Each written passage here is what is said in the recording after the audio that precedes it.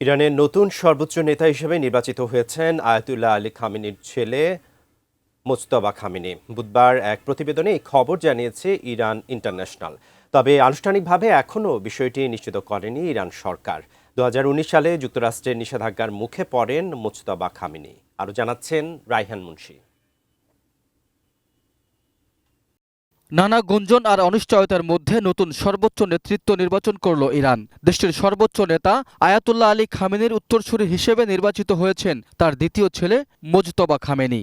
মঙ্গলবার এক জরুরি সভায় এই সিদ্ধান্ত নেওয়া হয়েছে বলে জানায় ইরান ইন্টারন্যাশনাল সহ বেশ কিছু আন্তর্জাতিক সংবাদ মাধ্যম। প্রতিবেদনে বলা হয়, বিপ্লবী গার্ডের চাপে মোজতবা খামেনিকে নতুন সর্বোচ্চ নেতা করেছে ইরানের অ্যাসেম্বলি অফ এক্সপার্ট। আমি বুঝি নির্মাণের শিল্প, সালাম স্টিল বোঝে ডিউরেবিলিটি। সালাম স্টিল, মোস্ট ডিউরেবল স্টিল।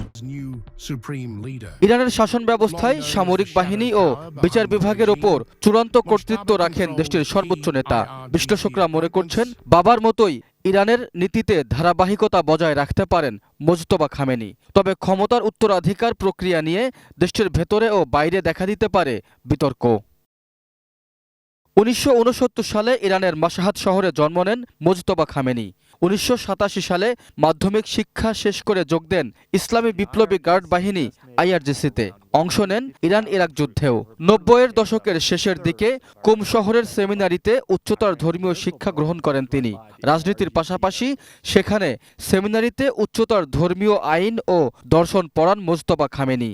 এই শিক্ষকতায় ধর্মীয় নেতা হিসেবে নিজেকে প্রতিষ্ঠিত করতে সাহায্য করেছে মোজতবা খামেনিকে। দীর্ঘদিন ধরে পর্দার আড়ালে থাকলেও দেশটির প্রশাসনে তার ব্যাপক প্রভাব রয়েছে বলে ধারণা করা হয়।